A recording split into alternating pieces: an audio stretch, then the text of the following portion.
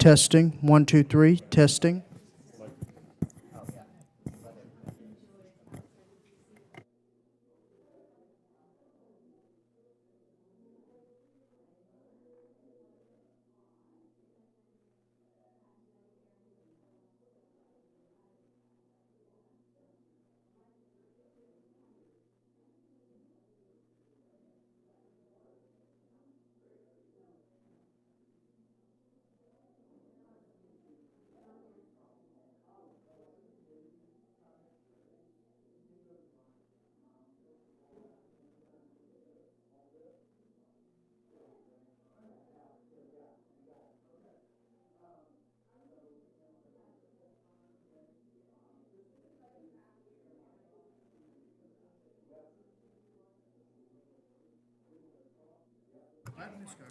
Test, test. Trying to see how close I want to be. Yeah. Test 1, 2. Yep.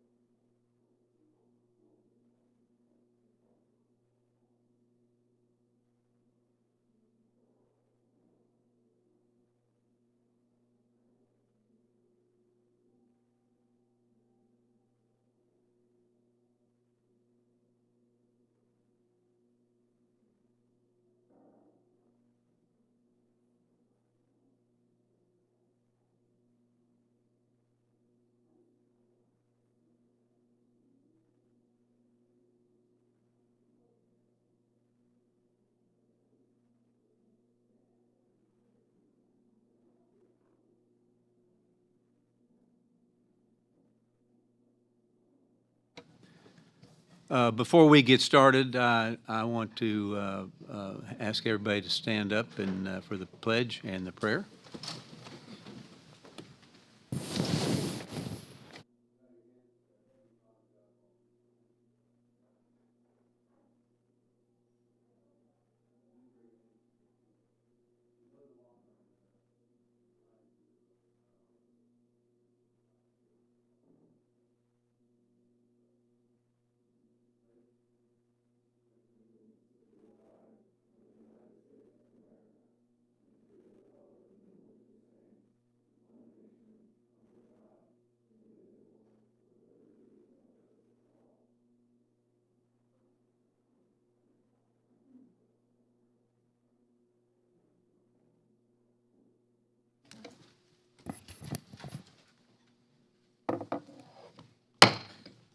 Good morning, and welcome to today's hearing titled Oversight of SBA's Office of Entrepreneurial Development. I now call the Committee on Small Business to order, and without objection, the Chair is authorized to declare a recess of the committee at any time. I now recognize myself for my opening statement. First, I want to thank Associate Administrator Fitzpatrick for joining us today to discuss how SBA's Office of Entrepreneurial Development is serving America's entrepreneurs and how this committee can better ensure taxpayer dollars are spent effectively and responsible. As a small business owner myself, I know firsthand the rewards and challenges of entrepreneurship. Starting and scaling a business requires long hours, difficult decisions, and the resilience to overcome setbacks. Entrepreneurs rarely succeed alone, and along the way they need trusted guidance, practical tools, and partners who understand the challenges they face. That is why the Office of Entrepreneurial Development and its nationwide network of resource partners are so important. Through counseling, training, and technical assistance, the OED helps entrepreneurs start, grow, and compete.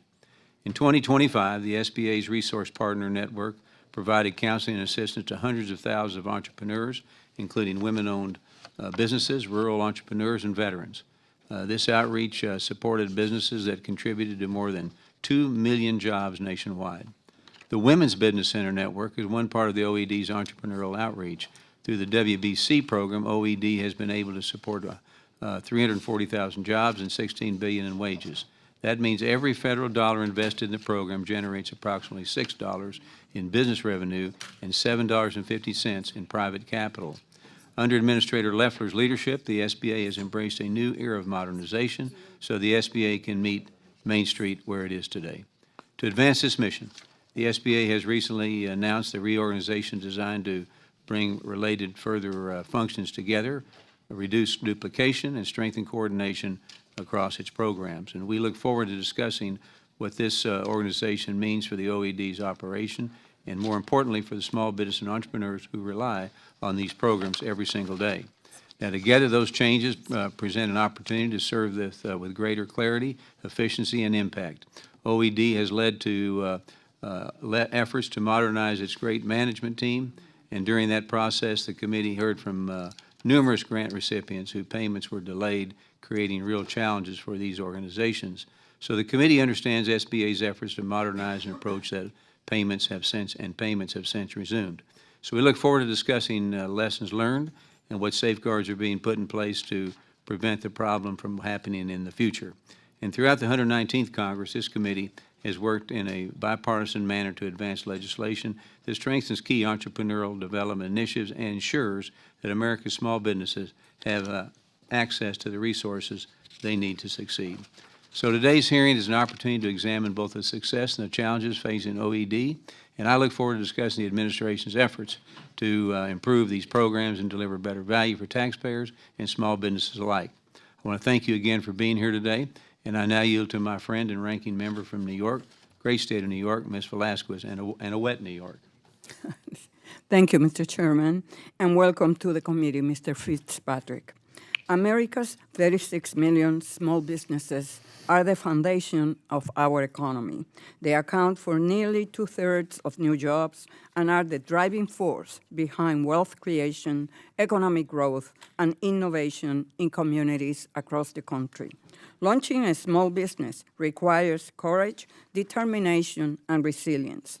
While transforming a great idea into a successful, thriving business can be incredibly rewarding, entrepreneurs often encounter obstacles that test their commitment and perseverance along the way. Their ability to overcome these challenges not only determines the success of their businesses, but also the success of our country's economic growth. That is why Congress established SBA's Entrepreneurial Development Programs. Through these programs, aspiring entrepreneurs and small business owners receive free or low-cost counseling, training, and technical assistance to help them overcome the challenges of starting and growing a small business. The services are delivered through the Small Business Development Centers, Women Business Centers, and SCORE. Together, they counsel approximately 1 million small business owners every year. And this program has proven successful by consistently delivering a strong return on investment and improving outcomes for entrepreneurs and fostering long-term economic growth.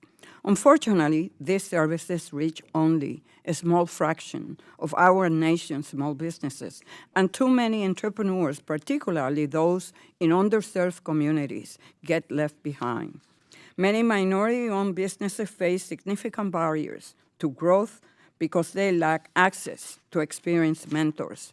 Without that guidance, entrepreneurs miss valuable networking opportunities, industry insights, and advice on raising capital, making it harder to compete, grow, and create jobs in their communities.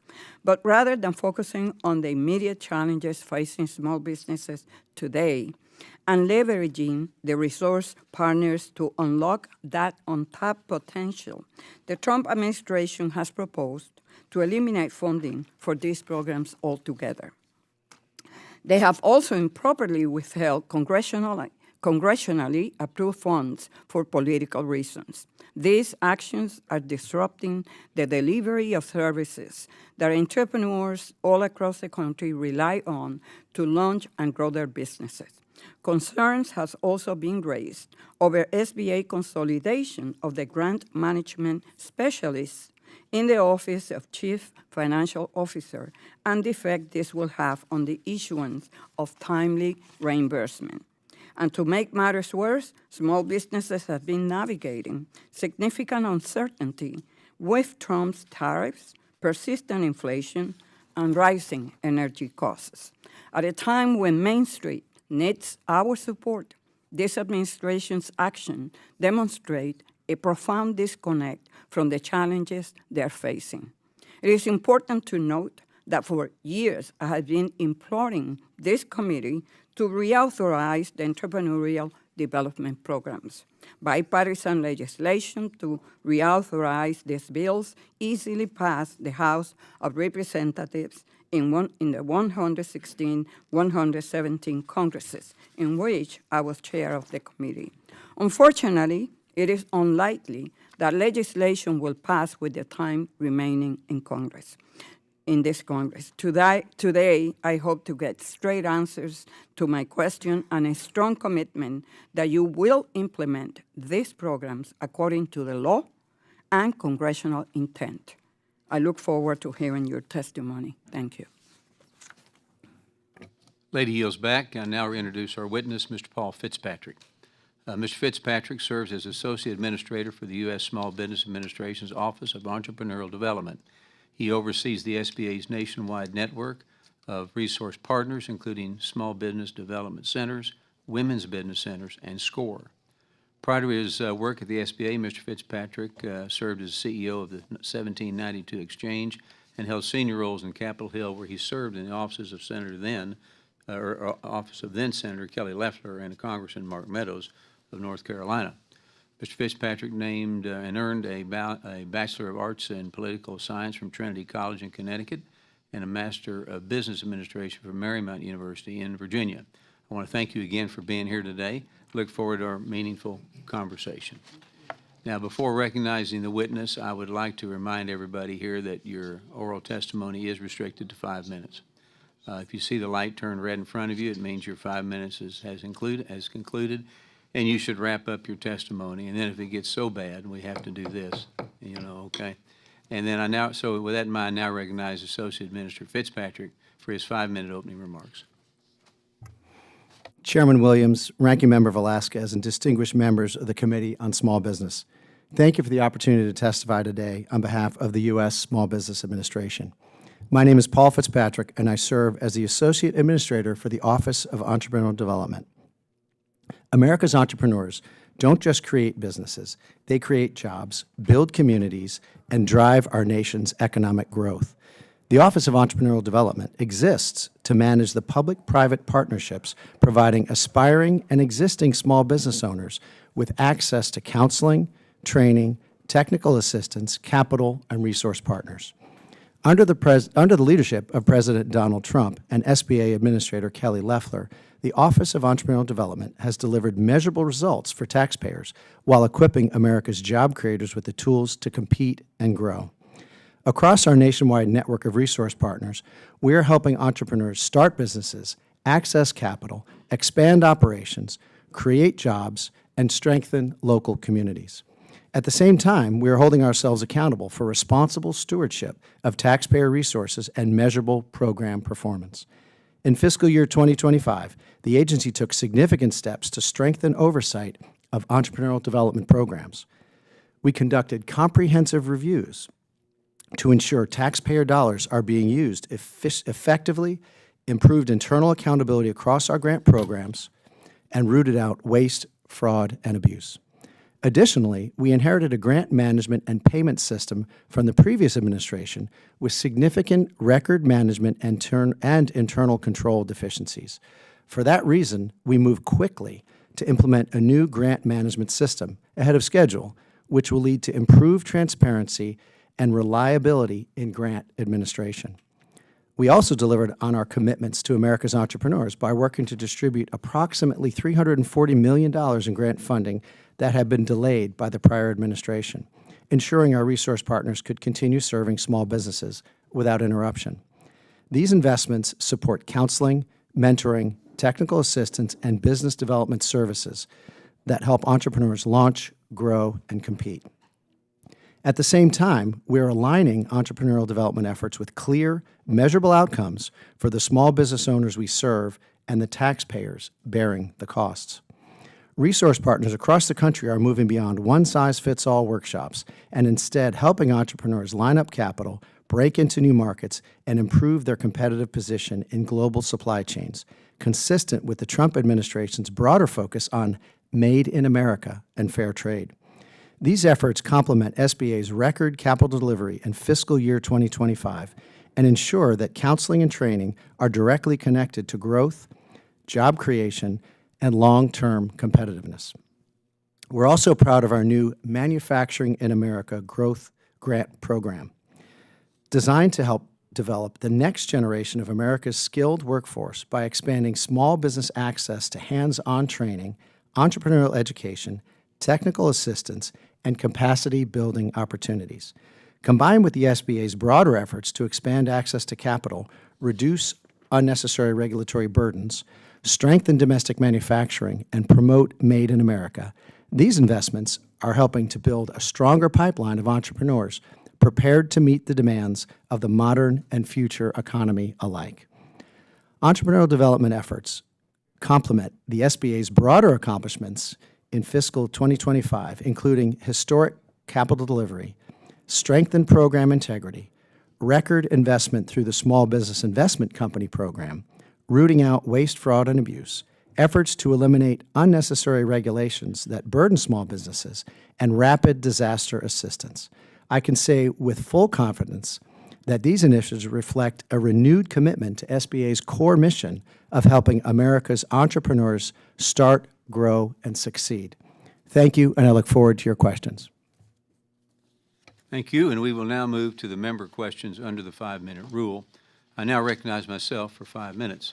Mr. Fitzpatrick, earlier this year, the SBA set out to modernize the grant management system, and during this time, payments to its resource partners were paused. Can you tell us more about how the SBA's new grant management system improves accountability and transparency going forward? Mr. Chairman, thank you for the question. When we arrived last year, we realized that our grant management system needed to be upgraded. But when we dug deeper, we were frankly shocked. We found a system that was not auditable, with inconsistent processes that were not accountable to the taxpayers. And when we dug deeper, we realized that the prior administration had a system that relied upon a series of emails and disconnected spreadsheets with inconsistent processes. And so it's not a surprise that they had trouble dispersing funds. And so what we did is we rolled up our sleeves and we worked with the Grant Solutions team and developed an integrated system. So the grant system is now connected to our finance system. And we simplified and harmonized the processes and the codes so that now we will be able, going forward, be able to disperse funds and have proper controls, but also we actually will be able to do it faster, so that we believe the pause was necessary for the sake of the taxpayers. So follow up on that. What safeguards are going to be put in place to make sure Congress is notified about any potential pause of appropriated funds before they go into effect? Well, Congressman, Mr. Chairman, thank you for the question. SBA will always appropriately notify Congress. And what we also have done is we have proper internal controls now, so that if we see a problem happening, we're going to know it sooner rather than years later, and so we will be in the position to notify Congress. That's good. My last question is part of the OED's program oversight efforts. SBA identified a service center operating under the Illinois Small Business Development Center, the Bi-National Institute of Human Development, that maintained an office in Guatemala and reportedly directed services toward individuals who were not eligible recipients of SBA assistance while receiving approximately $100,000 annually in SBA funding. So the question is, how was this issue identified, and what steps has OED taken to strengthen oversight and ensure entrepreneurial development funds are being used solely to support eligible American small businesses and entrepreneurs? Mr. Chairman, thank you for the question, and that's really our obligations, to make sure that that taxpayers go to serve the folks paying the taxes and the American citizens. And what we have done is reviewed many states, and in the normal course of reviewing Illinois, because we had concerns about fraud, we came across the website of the Bi-National Institute of Human Development. As you said, this organization had an office in Guatemala, was receiving $100,000 in taxpayer funds. Its resources on its website appeared to be solely focused on immigrants and illegal immigrants. And they also said that they would serve anybody regardless of immigration status. And these are in clear violation of the terms of their agreement that they signed, this cooperative agreement with SBA. And so we alerted the state of Illinois, and that organization was disconnected from the program. One of this committee's priorities is ensuring that SBA programs deliver results for entrepreneurs while being responsible stewards of taxpayers' dollars. We've talked about that.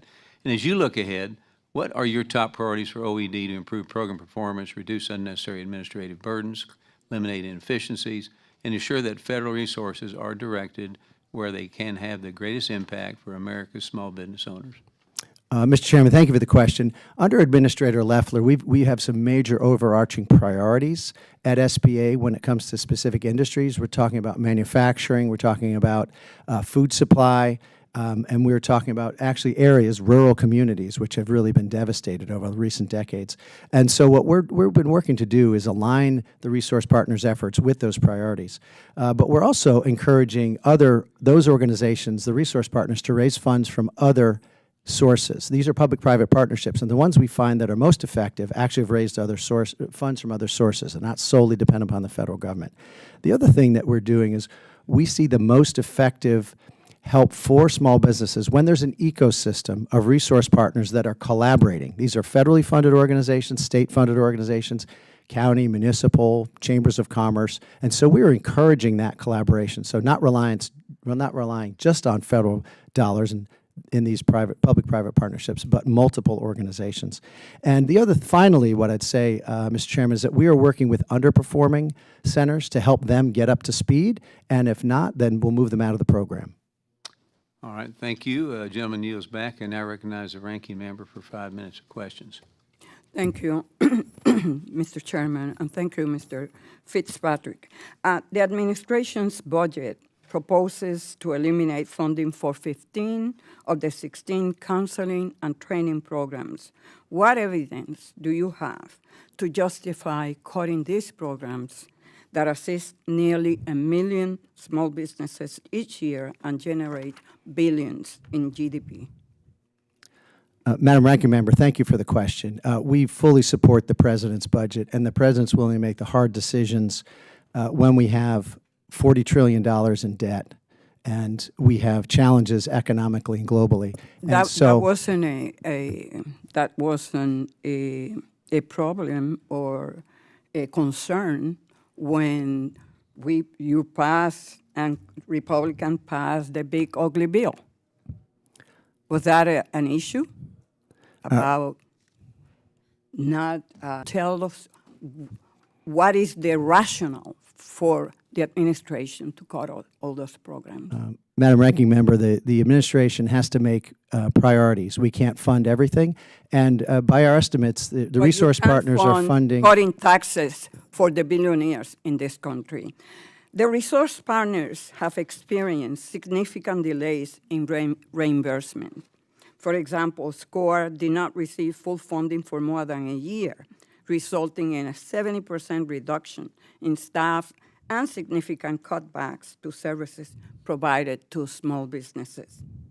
Why did you withhold the fund, and what specific legal, administrative, or policy reasons do you claim to support your decision of withholding those funds? Ranking Member, thank you for the question. First, we're in regular communication with the resource partners. We have not heard of any that have laid off staff, so I'm not sure where you're getting that statistic. I'd love to have you send that to our office. What about SCORE? Excuse me? Did you withhold funding for SCORE?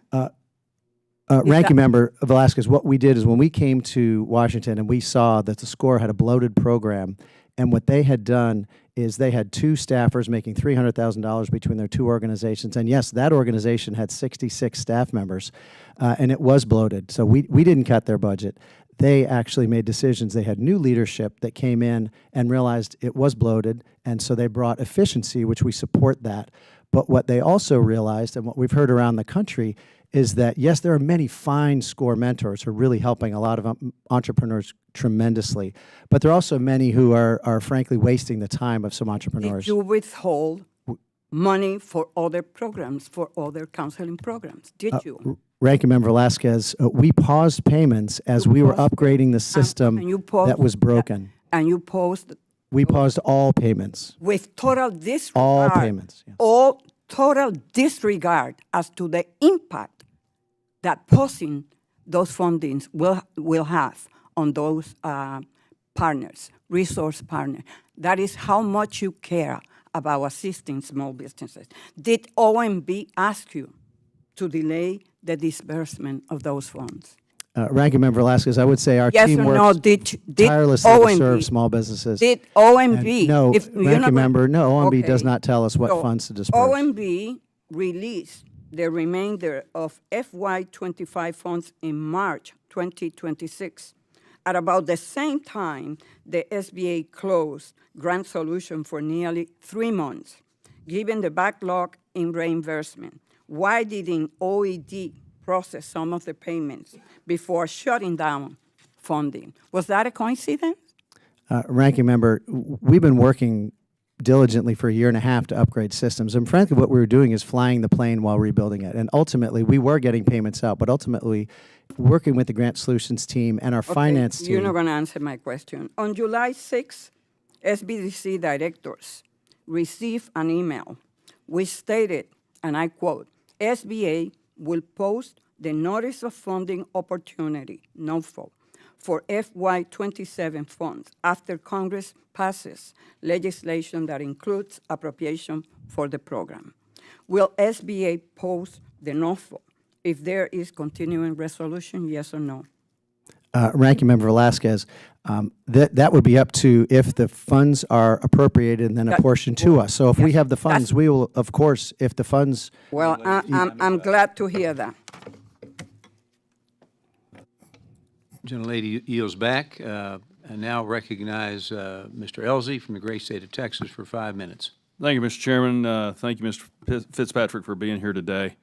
As part of the Small Business Administration's reorganization announced this past June, the Office of Entrepreneurial Development will now be administering the Office of Native American Affairs, Center for Faith, and the State Trade Expansion Program, or STEP.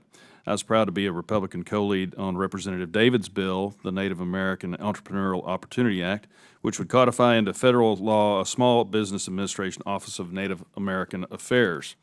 I was also proud to support funding for the Office of Native American Affairs in FY27 Financial Services and General Government Appropriations Bill. As a member of the Appropriations Interior Subcommittee, I've had the opportunity to learn about tribal issues firsthand from leaders of the American Indian and Alaskan Native communities.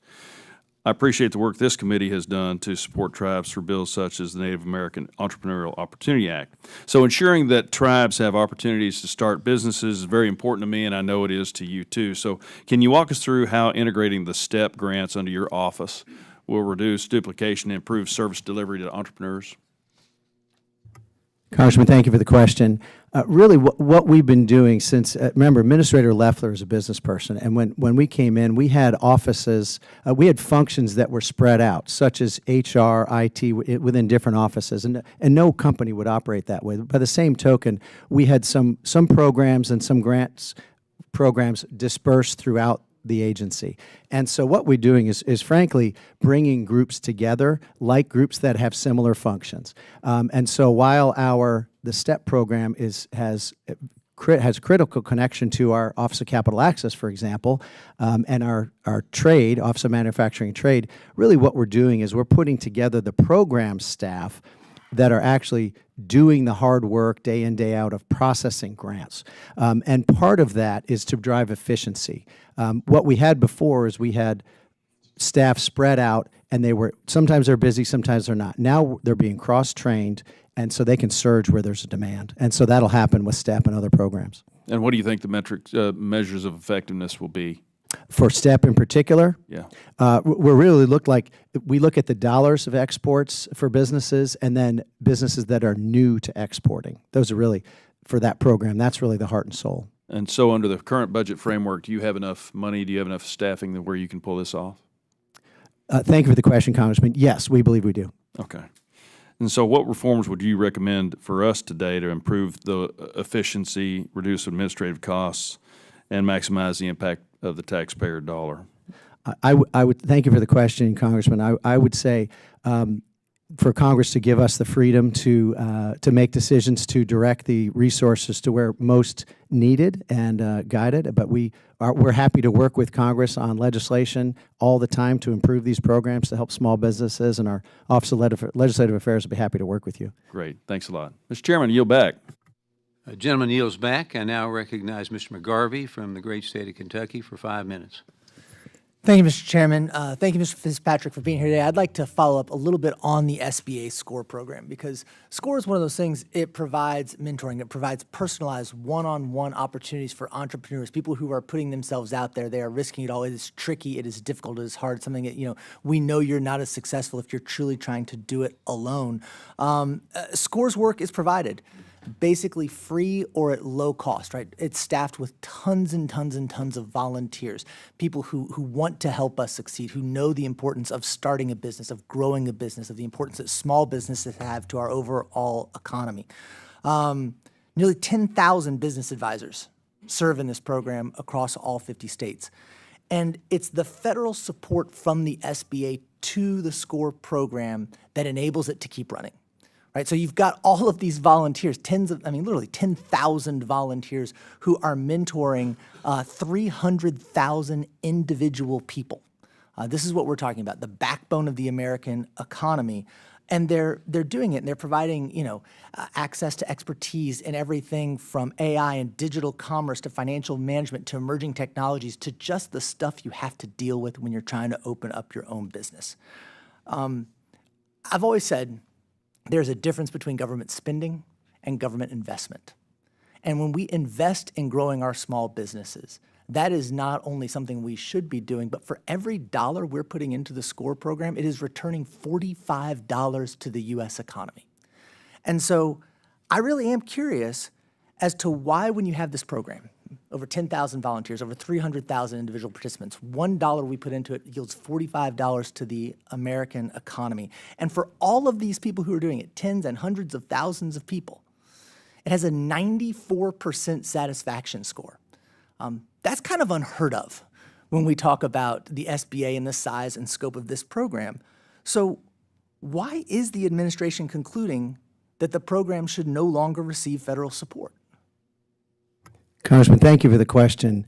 As I've said, we support the administration's budget of making hard decisions with limited discretionary budget. But you just said a minute ago, and I wrote it down, you said, quote, we've paused all payments for a system that was broken. Those are your words, not the administration's words. Why? For a program, tens of thousands of volunteers, hundreds of thousands of people utilizing, a 94% satisfaction score, and $1 that we put into it from the SBA, $45 back to our economy. Why did you stop? I'm pause as government speak, so we don't have to do government speak in here. You stopped all payments, you stopped giving money to this program, and you said it was broken. Congressman, thank you for the question. Yeah, our grant system was broken. I also alluded to challenges within SCORE, but our grant system was broken, and we're accountable first to the taxpayers. And on the numbers— But you said it was bloated. I mean, you've gone from 70 employees to 20 employees across all 50 states with 300,000 people trying to participate in this. You've stopped all payments. Why? Congressman, thank you for the question. No, again, like I said, as Secretary Bessent said in recent days, it is easier to prevent waste, fraud, and abuse than to claw funds back. And so that's what we're doing across all programs. That's why we're upgrading our systems. And moving forward, we can now get the funds out to the organization. And we have gotten funding to SCORE. They're in good shape. We're working closely. And the other thing on the numbers— So you could tell me, I mean, where has the Inspector General identified waste or fraud in this program? Look, I mean, one thing, you're in front of a committee where we want small business to succeed. Nobody wants waste or fraud in government. No party owns that issue. Where is the waste or fraud in a program with a 94% satisfaction rate? Congressman, thank you for the question. We've talked to every time. Where is we've talked to small businesses, excuse me, and we've talked to other resource partners. We've talked to our field staff, and as I said, some of the SCORE mentors are tremendous, and they've gotten great credit. But some of them are not. They're not great, and the organization is working to move them out. Right, but is that fraud? No, that's not fraud. Okay. Waste is different than fraud and abuse. So how are you determining which? I mean, so you're cutting the staff, you're stopping all the payments, right? You didn't say you were stopping the fraudulent payments. You said you're stopping all the payments. Why? That's not fraud. That's stopping a program that's successful. No, actually, since we've turned restarted the payments, we have $125 million out the door. But again, SCORE is a separate nonprofit organization. We're a public-private partnership. They are free to raise funds from other organizations. I would say the actual most effective women's business centers and SBDCs are the ones that raise more money than we actually require them to do in the match.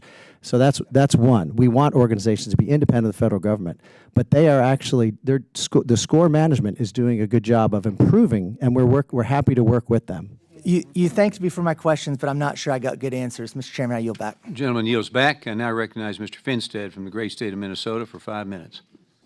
Thank you, Chairman Williams, for holding this important hearing today, and thank you to our witness, Mr. Fitzpatrick, for being here.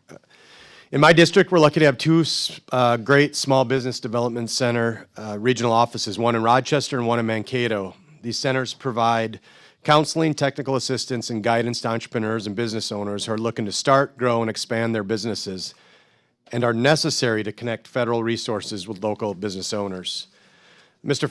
Fitzpatrick, on December 23rd, 2025, the SBA announced it was pausing grant disbursements to SBA resource partners in Minnesota, citing fundamental breakdown in the public trust of Governor Walz and the broad concerns stemming from fraud schemes taking place in Minnesota.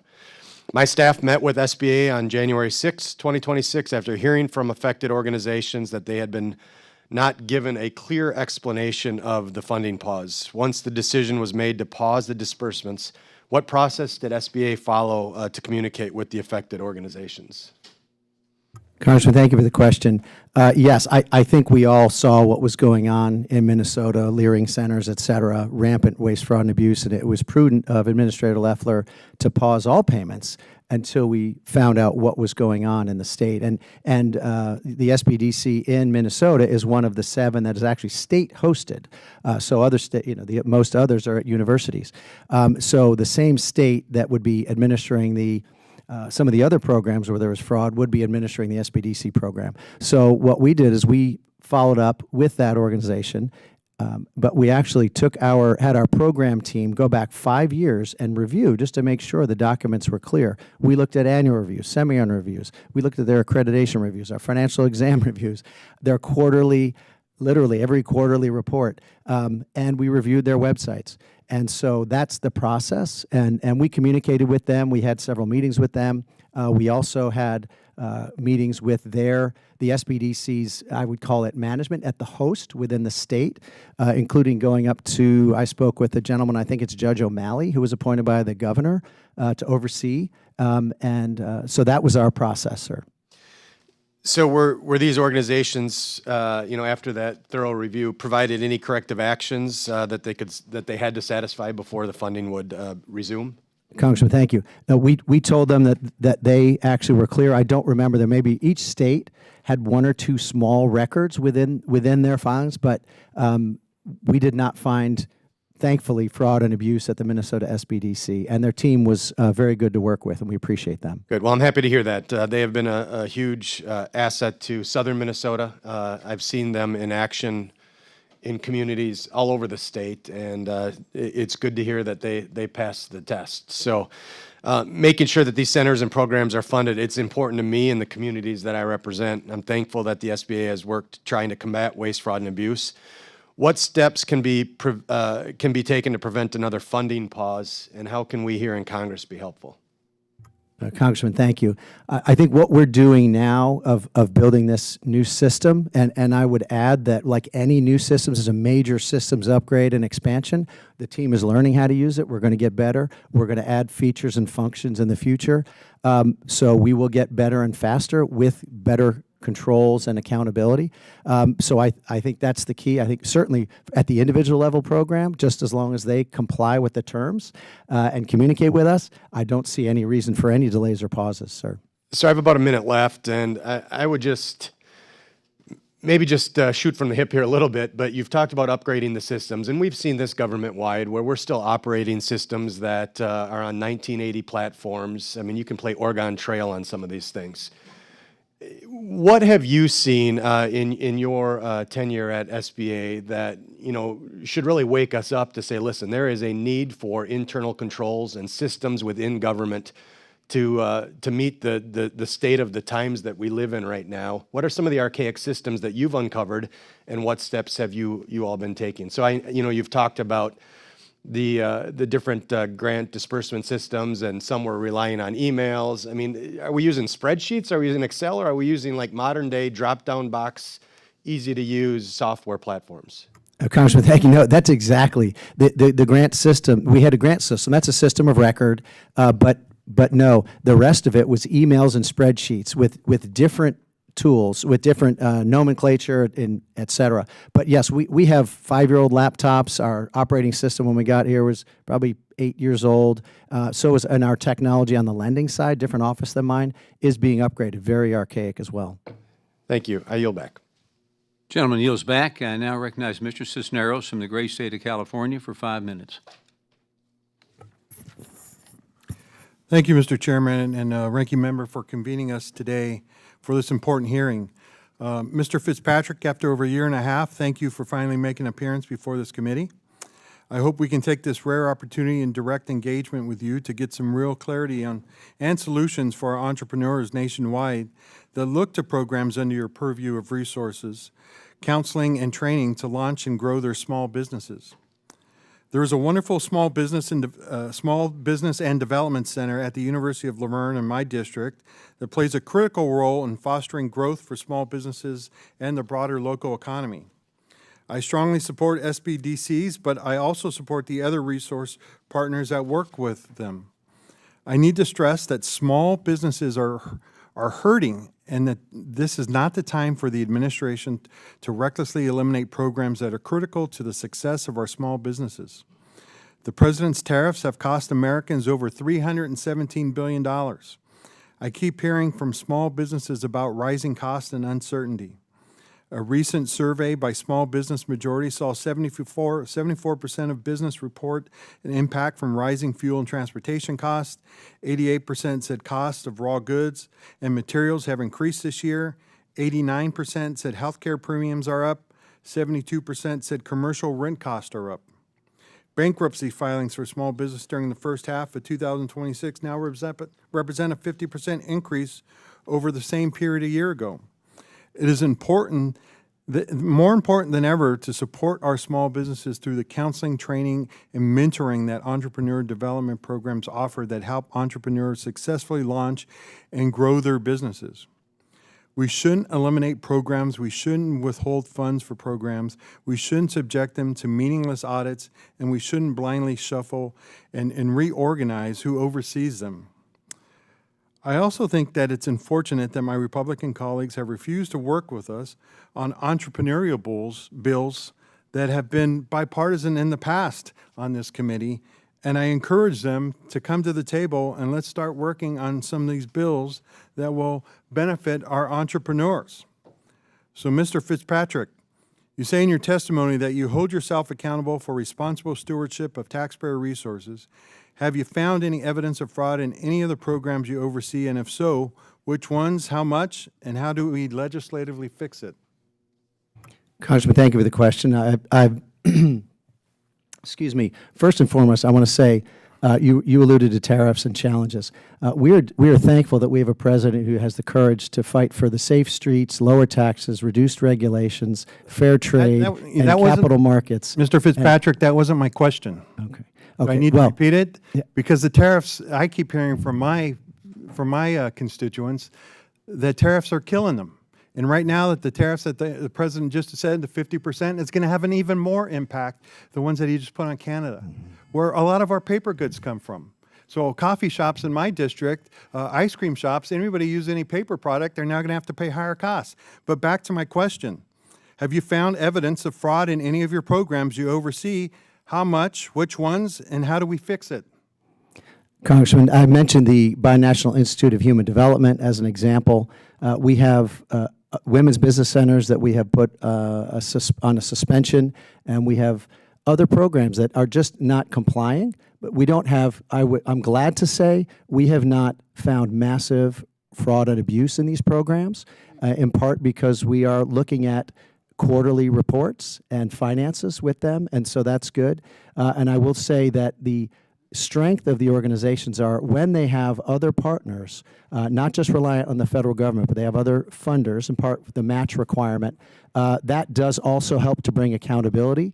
And so we're thankful for that. And we're, as I said earlier, we are always happy to work with Congress to provide technical assistance, and our Office of Legislative Affairs happy to work with you on ways of improving the programs to help more small businesses. Well, I'm glad to see that this overall fraud investigation that you say has really kind of shown no fraud. I will say, you know, California has an outstanding reimbursement of $144,000 that needs to be resolved, and this is with the State Trade Expansion Program. You know, a program that is 30-to-1, and we're still looking for those resources to come back to our state. But right now, I will submit my other questions for the record, and I thank you for your time, and I yield back. The gentleman yields back. Now recognize Mr. Schmidt from the great state of Kansas for 5 minutes. Thank you, Mr. Chairman, and thank you, Mr. Fitzpatrick. I just wanted to talk about a Kansas particular matter. It's on my mind. So our Small Business Development Center for the state is out at Fort Hays University now in northwest Kansas. The university's decided they don't want to remain the host. We have at least one other location in Kansas would like to host. Pittsburgh State and my district's interested. There might be others. I don't know that. My understanding is that the state of play is that there is an application process by which a new host could proceed, but they tell me they're not able to do that until the appropriate notice funding opportunity has gone out. that that hasn't happened yet and that it may be over at OMB. Can you tell me the status on the NOFO going out? Congressman, thank you for the question. Yes, I'm very familiar with the situation in Fort Hays, and we're excited to find a new partner in Kansas. No, what it is we don't have the funds. We need the funds, the fiscal 27 funds. So when Congress passes a budget, appropriates the funds, then we can issue the notice of funding opportunity. Well, that's going to create a little bit of an issue, right? Because unless I'm mistaken, and then tell me if I am, the end of the calendar year is when the shop closes at Fort Hays. The new applicant or applicants, depending on how it is, have to have sufficient time to put their application together, get it submitted, and get a bow put on it prior to the end of the year so that things don't shut down, people leave, get employed otherwise.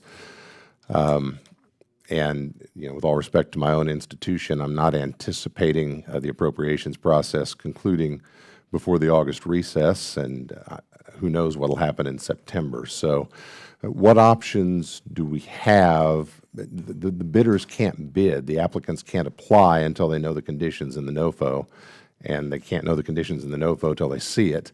What options do we have to at least enable that process to start moving? Congressman, thank you. Yeah. Excuse me. One, I would say the Fort Hays team has been really good about this during this transition and serving small businesses, so I want to give credit to them. We are happy to work with anybody who is interested in applying because it is not going to be a dramatic change of any application, the terms in this notice of funding opportunity. So an organization could be getting ready in advance, and we will move very quickly because we're not going to have hundreds of applicants, so we'll be able to make a decision very quickly. But we do appreciate that it's going to be tight. We understand that, and we're hopeful that maybe even Fort Hays could bleed over into if there's a couple of weeks into the new year. But we're confident that we'll be able to move quickly. Okay. Well, I appreciate that. So would the appropriate advice for me to give to the folks that are interested at Pittsburgh State or otherwise in Kansas, if they want to talk to me, to connect them with your team timely so that those discussions can commence and they can do whatever preparatory work may be necessary to move quickly when things break loose? Yes, Congressman. We will follow up with your team, and I thank you very much. And, Mr. Chairman, I yield back. Gentleman yields back. I now recognize Mr. Tran from the great state of California for 5 minutes. Thank you, Mr. Chairman and Ranking Member, for holding this important oversight hearing. Mr. Fitzpatrick, thank you for being here today. In my district, I've seen firsthand the impact of Orange County Small Business Development Center and the Orange County Women's Business Center. That's what's hosted in my district. Take Ms. Jessica Gutierrez, the owner of Stamp and Ship in Orange County. She had a simple dream to start a small business, but like so many first-time entrepreneurs, she ran into obstacles securing a commercial lease and finding startup financing. With guidance from the Orange County SBDC, she turned an idea into a successful neighborhood business. Or look at the Orange County Women's Business Center, which recently graduated dozens of entrepreneurs from its in-home licensed childcare program. These graduates are starting businesses that provide desperately needed childcare options for working parents. So I struggle to understand why the administration claims that these programs are wasteful and fraudulent, especially when I've seen how they contribute to the local economy. As the administration tries to eliminate SBDCs, they have also delayed funding that Congress already approved. My office spent months working with the Small Business Administration to recover nearly $3 million that was owed to the Orange County Inland Empire Small Business Development Center. It should never have taken congressional intervention to release funding that Congress had already appropriated. I was happy to hear that you reported that your office has improved grant management, but I know there is still lots more we can do to strengthen accountability. SBA's resource partners collectively serve nearly 1 million entrepreneurs each year. They provide business counselors, technical assistance, and support for local entrepreneurs. For entrepreneurs in my district and across the country, SBA's entrepreneurial development programs are often the difference between a dream that never leaves the kitchen table and a small business that creates jobs and grows our economy. I hope today's hearing helps us separate rhetoric from reality as we continue to serve the small businesses across this nation. As mentioned in my opening, my office successfully fought to release nearly $3 million in SBDC funding to the community after the administration withheld it. You mentioned safeguards that are in place with the new system to inform Congress of pauses, but I want to know what safeguard is the SBA providing to ensure that grant payments to resource partners are delivered on time and without unnecessary political or administrative delays? Congressman, thank you for the question. I can assure you there's never been a political delay.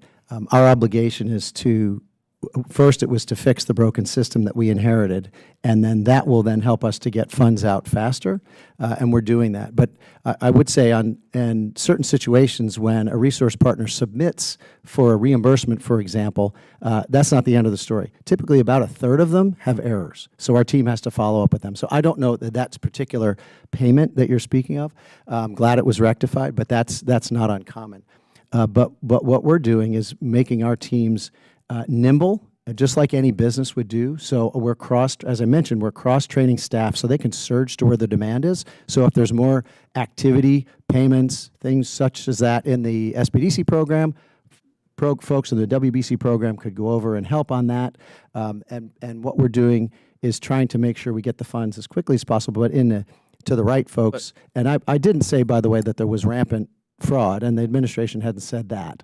And we've done reviews, and we're thankful that we haven't found. I didn't even talk fraud. about that in my statement or my question, Administrator, but you know, a consistent theme that we're hearing is these safeguards that are not being provided to ensure notice to our grantees.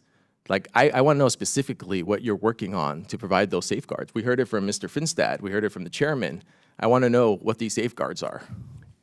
By safeguards, you mean we are in communication with the resource partners, and if they submit and we review, we can pay as quickly as possible. But there's several steps. Remember, we have obligations and we have payments. So those are two separate steps, and we're happy. I'm happy to talk more, but we are committed to moving as quickly as possible and reimbursing and obligating, et cetera. Yeah, I hope you would commit to making sure that these programs are healthily funded, and as we continue down this path, we continue to give notice to grantees and to members of Congress when there's impacts that's happening in our district.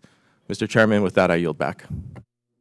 Gentleman yields back. I now recognize Mr. Petronis from the great state of Florida for 5 minutes.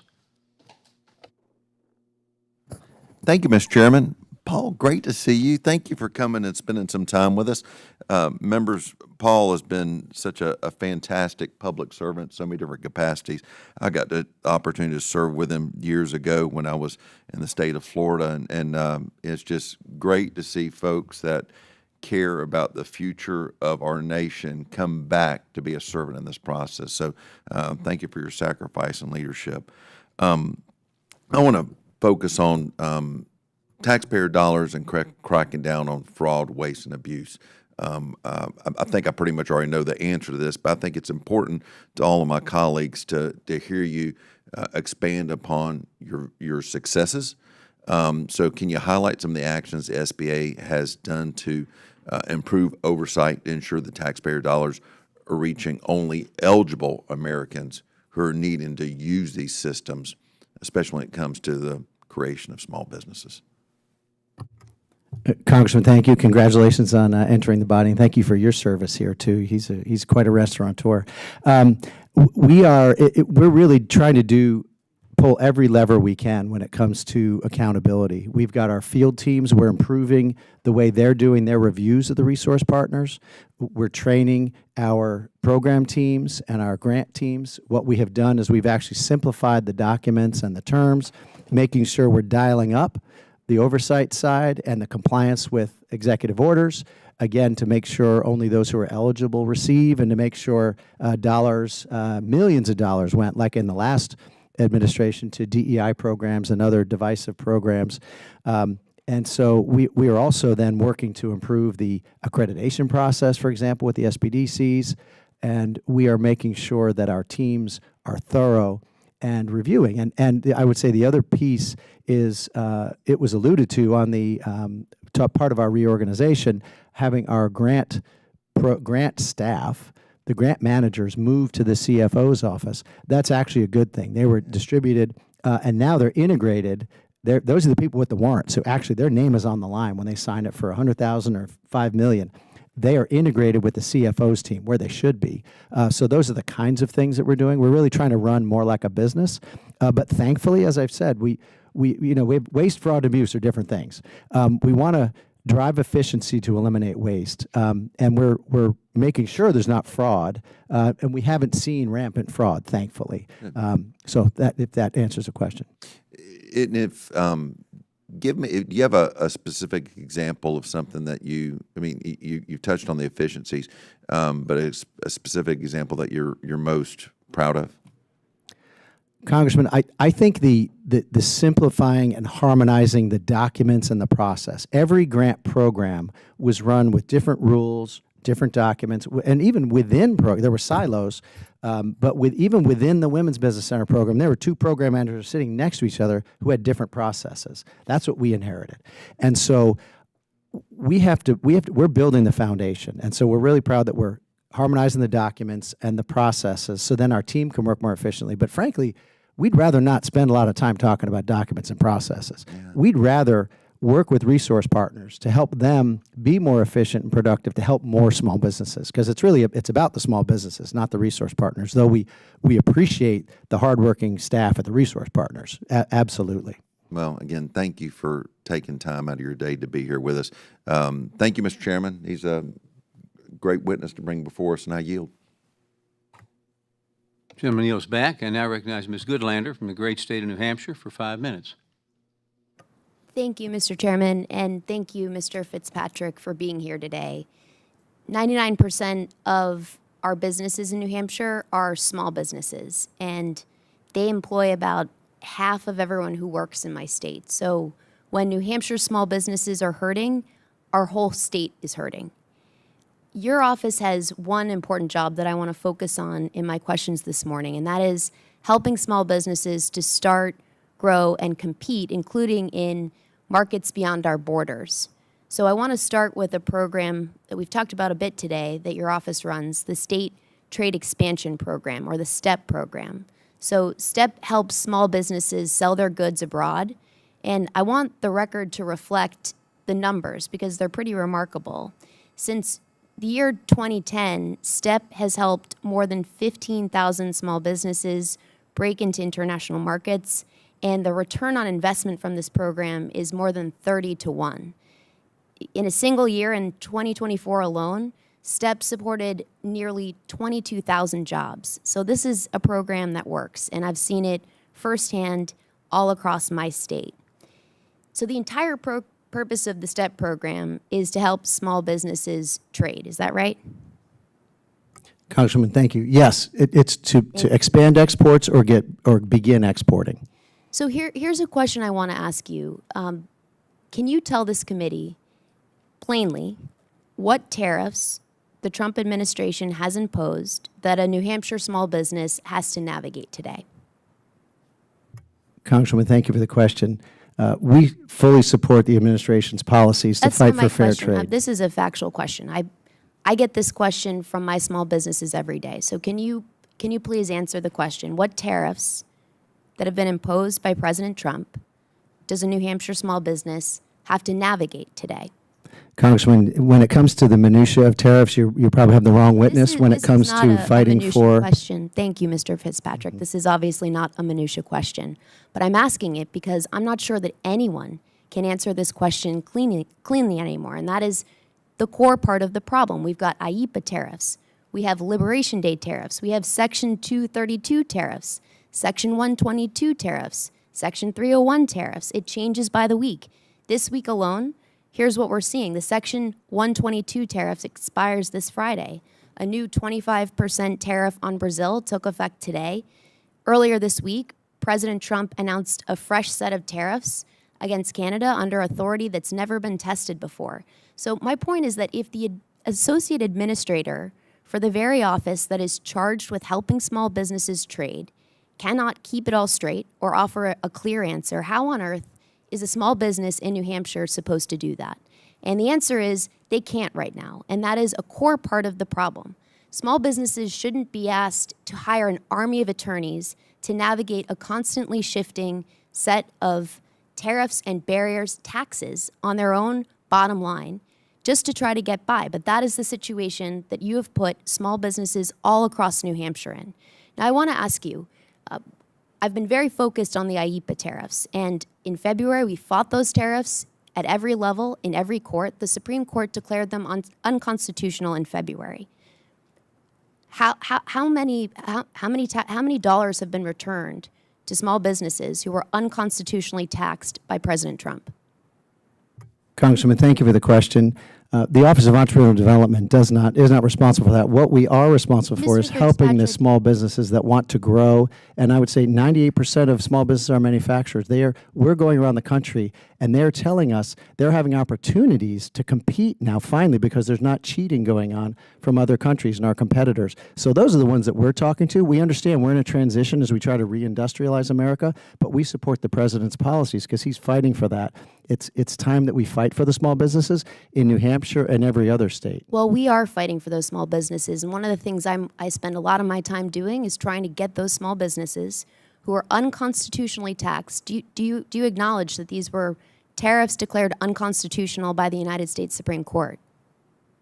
Congressman, thank you for the question. I know what the Supreme Court decided, but we are fighting for fair trade. And right now, I hope you will join me and everybody in this body who is fighting to make sure that unconstitutional taxes are reimbursed to the small businesses who are hurting because of the decisions made by this president, which are chaotic and have been extremely costly to my state and to our small businesses. Thank you, and I yield back.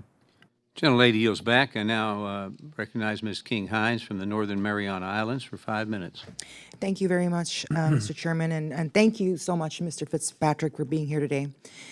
I really appreciate the SBA's support for the CNMI SBDC.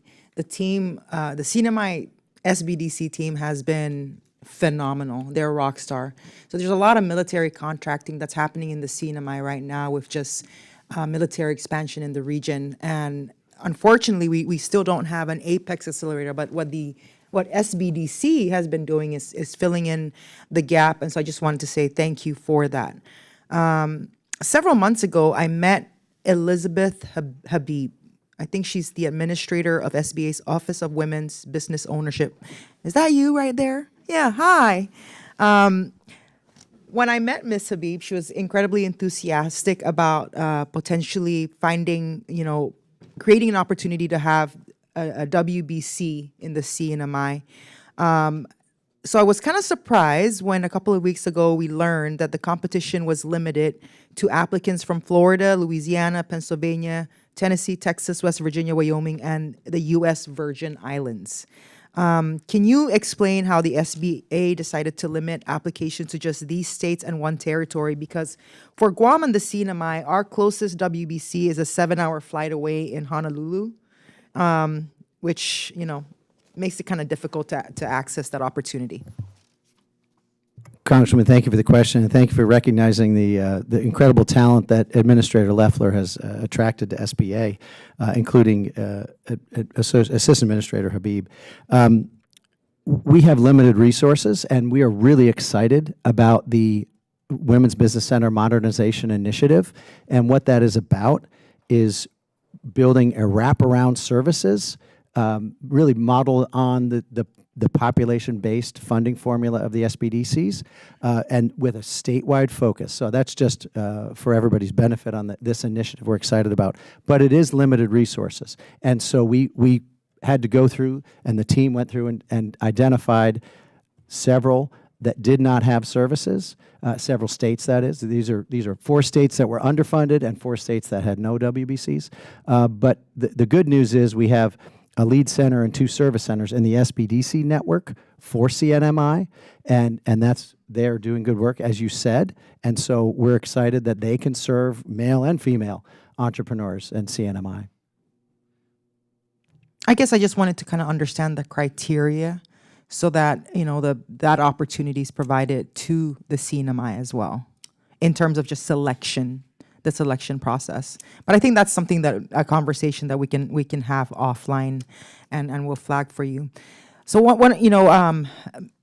the STEP the STEP program has been mentioned. And so, you know, as I've stated, the SBDC has done a great job with the innovation incubator. And, you know, you have all these young entrepreneurs creating products.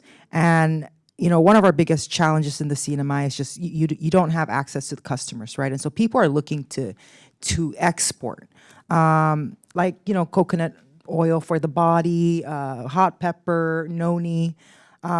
So one of the challenges that we are hearing is that, you know, they're having to navigate these very complex requirements in these foreign countries, like in Japan or South Korea, for example. And so I just kind of wanted to kind of get a better understanding from you, you know, if these compliant costs are already allowable use under the STEP grant funds, and how can we work together to be able to open up these markets to these small businesses who are looking to export? Congresswoman, thank you for the question. No, those kind of, for example, health-type regulations, that's not the kind of compliance costs that the STEP program is currently designed, could cover. It's for trade missions, trade shows, marketing, translation, those kinds of things. But we're happy to, our team is happy to anytime work with you, provide technical assistance to help improve. We have to see when it comes to think of the impact financially on the program. It is limited. It's $20 million a year in current appropriations, so there are limited dollars. I would say the team just let me know we had $8 million just got obligated in the STEP program just recently. But we're happy to work with our Office of Legislative Affairs with your team and get together and talk about the options. All right, thank you. I'm out of time. I yield back, Mr. Chairman. Gentlelady yields back. I now recognize Ms. Sculpton from the great state of Michigan for 5 minutes. Thank you, Mr. Chairman, and thanks to my teammate, Ms. Kim Hines, for tossing over a great toss to me. We play softball together, and that tees up perfectly a lot of the questions that I had for you about a bill that I just introduced yesterday, the Women's Business Center Improvement Act of 2026, along with my colleague, Sharice Davids. This is a bipartisan bill that would address so many of the issues that we were just discussing in the last question line. A bipartisan bill in the last several Congresses. You know, we don't have to work on this alone. Invite you to take a look at the bill, get on board, and would love the administration's help in championing this bill and getting it across the finish line. We can address so many of these issues. This bill would increase the authorization level for women's business centers, add program integrity provisions, and increase the grant amount that WBCs can receive from $150,000 to $350,000. Is that something you could support? Congressman, thank you. Excuse me. We're always happy to provide technical assistance and work with you through the Office of Legislative Affairs. Really, one of the challenges, frankly, is program design when it comes to Women's Business Center program, and so you're addressing some of that. But it's also we have duplication, and ultimately where these centers are located and how they're dispersed. For example, right now California has 21, Texas has 3, and so you know that's an issue that we have to address. But it also comes down to efficiency, and is this an efficient use of funds with smaller groups? And should Congress talk about combining all these resource partners into one, have one grant per state? And what that would do is it would have lower costs for SBA and actually lower administrative costs for the resource partners. For example, WBCs, one of them told me their compliance cost is $60,000 a year. We give them $150, they raise $150. The average has a couple of employees. $60,000 going to compliance costs. That's not efficient. So we have a program design issues. And I would agree with you there, and our office is very happy to work with you to see the ways in which we might be able to improve this bill. Teammate, we want to get you on board as well. She's like, I'm out of here. No, I'm kidding. Yeah.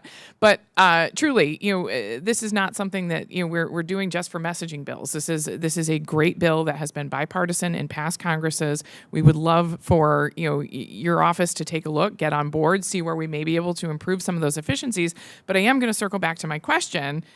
Would you support lifting the cap from $150,000 to $300,000? The economic advantages are so significant. Congressman, we support the president's budget that's making the hard decisions when it comes to these discretionary programs. I want to move on to talk a little bit more about some of these outstanding payments to the women's business centers. Our ranking member has touched on this before, and I would like to introduce for the record a letter from the Association of Women Business Centers dated July 21st, 2026, and the data collection results that they have here, which goes to something specifically that you had said. $12 million. $12.6 million to be specific. This figure reflects in outstanding payments. Do you think that's acceptable?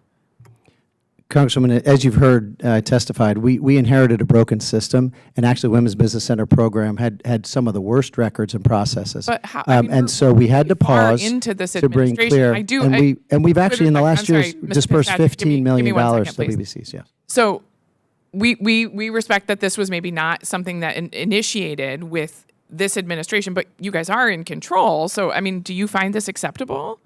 Do women not deserve to get paid? Well, Congressman, thank you, but that's a ridiculous assertion. We pay everybody. The resource partners. Answer the question. So there's $12.6 million in outstanding payments. We've dispersed, you guys are in charge. We've dispersed $15 million this fiscal year to Women's Business Center, so that's not nothing. And payments have resumed, and we are working very quickly. But frankly, if you think about it, we've lost 25% of the time in this administration between the shutdown in my remaining and 30 the pause. seconds, I want to ask, you said there have been no layoffs as a result of delayed payments or grants not getting out, these notice of funding opportunities. How do you know that? Congresswoman, now, frankly, I misspoke when I was not thinking about SCORE, and so I misspoke on that. But SCORE, what the SCORE new leadership So you're did, correcting they me realized about yes, that. yes, Okay. yes, that was All my right. mistake. But SCORE's leadership team admitted that it was bloated. So, and their board admitted that it was bloated. So that is clear. Can we have your commitment to get these women paid?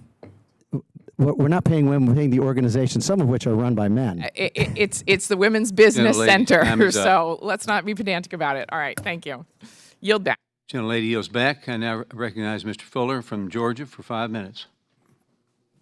Thank you, sir. One of the things that drives me insane as a career prosecutor is when questions are asked of a witness and they're not allowed to give an answer. So pardon the pun here, but I'd like to give you the opportunity to give some fuller answers here. And I know that one of the things that you talked about, President Trump, Administrator Loeffler, and you inherited an absolute mess from the prior administration. You've talked about the bloated agencies. You've talked about salaries that people had in your organization that would shock the conscience of Americans. You've talked about outdated systems. And despite all of that the Biden administration had in place, you put in your testimony that there were $340 million in grant funding that was delayed by the prior administration, delayed by the Biden administration. Can you tell us a little bit about how you overcame those delays and those issues that you inherited from the Biden administration and what those fixes were? Congressman, thank you for the question, and I appreciate the opportunity. Yes, our team inherited about 1,500 payments, about $340 million that they hadn't processed in partners. We don't know exactly. I think they had some staff that were well-meaning, but they didn't have good leadership, they didn't have good technology, they didn't have good processes. And so what we've had to do is roll up our sleeves and get it out. So as I mentioned, we've lost 25% of our time in processing obligations and payments because of the shutdown and because of the pause that was necessary. So we have to work through their $340 million and our $330 million, and the team is working very, very hard, all of the team at all levels. And so we are committed to doing it as quickly as possible. But as I said, Secretary Bessent said the other day, it's easier to prevent waste, fraud, and abuse than to claw the funds back. And so we are working day in and day out. And we're very thankful that our resource partners have been patient. And the other thing is, the important point is that we don't want to see these organizations solely reliant on the federal government, that we want to see them raise additional funds above and beyond what we require them to. And by the way, those are the organizations that we find are the most innovative, and they're also going to be the most resilient. So that should in the future be a reason why we have to make a pause, I don't anticipate that, they will be able to continue providing their services. And one point, that I do want to make one point of order. When it comes to these programs, because of the handcuffs that we put on the resource partners, we do not get back the names and contact information that we can use to verify who the clients are. And so we don't know what the numbers are. People have said 1 million people are served. Well, if you look at the resource partners on our data, it's 733,000. But we know that many actually go to multiple resource partners. So we estimate we're actually about 500,000. So about 1% are clients of the resource partners, but actually less than 1% are actually getting counseled. So it's a very small percentage. So we love and admire our small businesses. They present the grit, the determination, the doer, the builders, and risk takers, as the administrator says. But we're actually, these resource partners are actually not serving that many. We're thankful for those that they're serving, but it's a very, very small percentage of all entrepreneurs. No, and thank you to you for the work that you've done in fixing all of those problems that you inherited, and to Administrator Loeffler as well. One of the problems that you inherited, there were communities like mine in Appalachia that were completely ignored, small businesses that were completely destroyed by the Biden administration and their policies. And one of the things that you've done with your leadership of OED is ensuring that small businesses, particularly in Appalachia and underserved areas like mine, have access to counseling, training, and technical assistance. Can you tell us a little bit about that work and how you've overcome those problems that you inherited? Congressman, thank you. Yes, I would say the prior administration did not equally treat rural America. If you look at where dispersion of where the resource partners are that they located, you get certainly in Los Angeles, you go a couple blocks and you hit a women's business center. There's clearly not equal dispersion, and so under this administration, President Trump and Administrator Loeffler are committed to small businesses and entrepreneurs and every American in rural communities. And you're right, the Biden administration energy policies really were energy suicide and have decimated Appalachia. And so we are committed, and we know you have a service center, Small Business Development Center service center in your district, and we have every confidence that the Georgia network is doing a good job, but we're happy to work with you should you need any help with that service center up there. No, and thank you so much for that. We love our service center in Rome, and I see Ms. Habib in the audience. I think the last time I saw you was in Rome, so thank you so much for your work, and Mr. Chairman, I yield back my time. Gentleman yields back. I now recognize Dr. Morrison from the great state of Minnesota for 5 minutes. Thank you, Chairman Williams and Ranking Member Velasquez, for holding this hearing. Thank you, Associate Administrator Fitzpatrick, for being here today.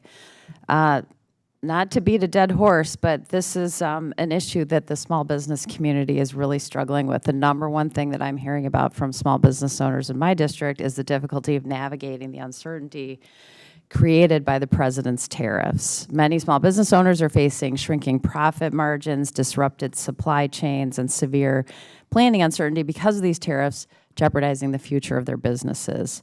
The president's fiscal year 2027 budget proposing eliminating 15 of the 16 entrepreneurial development programs, including the STEP program, which we've discussed some this morning, which assists small businesses in entering or expanding into international markets. One of the consequences of the president's tariffs have been retaliatory tariffs against the United States from other countries, causing even more uncertainty for small businesses interested in participating in foreign trade. Throughout last year, as the president's placed tariffs on Canadian cars, aluminum, steel, and lumber, Canada responded with retaliatory tariffs against the United States, restricting exports to our neighbors to the north for Minnesotan small businesses. Now we wait to see how Canada will respond following the president's new 50% tariff on Canadian goods. Given the administration's interest in increasing U.S. exports and supposedly balancing trade deficits, I have to question the decision to eliminate the STEP program at a time when small businesses need more assistance navigating trade uncertainty, not less. So how is the Office of Entrepreneurial Development helping small businesses in the international marketplace navigate retaliatory tariffs? Congresswoman, thank you for the question. As I've said, we support the administration's policies fighting for fair trade, which is fighting for small businesses. We have seen, as we go around the country, businesses that are adding shifts. They're getting contracts than they have before. I met with a business in Wisconsin that Mr. normally— Fitzpatrick, I'm sorry to interrupt you, but how does your office plan to continue to help small businesses increase their exports? How are you planning to help small businesses increase their exports amidst retaliatory tariffs if the STEP program goes away? Congressman, thank you for the question. We have limited resources, and we support, we will follow the law. We will disperse the funds as Congress appropriates them to Okay, us. And so if they go to the respectfully, sir, STEP if you're program, not we gonna will answer the certainly manage question, that I'm program. going to move on. I was honored to co-lead the Native American Entrepreneurial Opportunity Act, legislation that codifies the Office of Native American Affairs into federal law and establishes an assistant administrator role that reports directly to the Small Business Administrator to oversee its operations. This bipartisan bill, we've also touched on it this morning, unanimously passed the House in June, indicating cross-party support for ensuring Native American entrepreneurs have access to the SBA's entrepreneurial development, lending, and contracting programs. I thought it was interesting to see that under the SBA's recently announced reorganization plan, the Office of Native American Affairs was relocated to the Office of Entrepreneurial Development. Will the Office of Native American Affairs have the same level of authority, staffing, and access to senior leadership at the SBA under this reorganization? Congressman, thank you for the question. Really, you have two things going on here. When you look at the Office of Native American Affairs, and we're certainly committed to those programs and that office, what we do is two pieces. One, it has a grant function. And as we've said, what we're trying to do is pull the grant functions together so those staff can share and serve and other programs. So you're not going to have dedicated staff just doing programs for the Office of Native American Affairs or STEP or others, so that we have greater efficiency, just fewer taxpayer dollars on just frankly paperwork, and we can surge and cross-train staff. Okay. But two, we're a small Excuse me, agency. sir. and I would I'm going say to that- reclaim my time here. Native American-owned small businesses create jobs in tribal communities and strengthen local economies, often in rural areas. Just like my House colleagues from both sides of the aisle, I want to make sure that SBA is fully committed to helping Native American entrepreneurs succeed. So who is leading the office? I have just a couple of just very straightforward questions. Who is leading the office? Congressman, thank you for the question. We're currently recruiting for leadership of that, and Okay. it's fully integrated. How many SBA employees are dedicated to the office before and after the reorganization? Congressman, know. thank you for the question. There are no headcount impacts on from this reorganization. Okay, so we don't have a number. How is your office helping Native American entrepreneurs overcome barriers to accessing capital, counseling, and contracting? Congressman, we're actually about to release a new grant opportunity for workforce development in Gentlelady, through time is tribal up. colleges. Thank you, Mr. Chair. I yield back. Gentlelady yields back, and now recognize Mr. Alford from the great state of Missouri for 5 minutes. Well, thank you, Chair, and thank you, Ranking Member Velasquez. Thank you, Administrator, Associate Administrator Fitzpatrick. Good to see you again.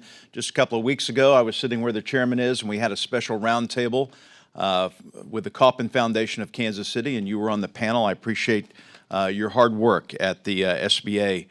As chair of the Oversight Subcommittee, I was really disturbed with the SBA's recent discovery of roughly $340 million in unpaid grant obligations that you basically inherited from the previous administration. This discovery demonstrates why strong oversight, modern financial systems, and accountability are just as important as funding these programs. Sir, how far back does this backlog go? Congressman, thank you for the question, and that was great to be here on that panel.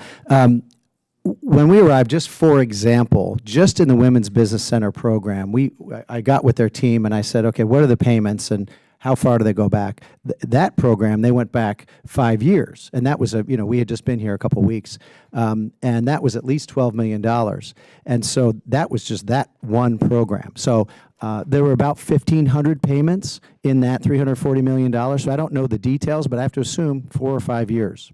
Is more being discovered as you dig through this balance sheet, basically? Yes, sir. Yes. What's the timeline for getting these funds out the door?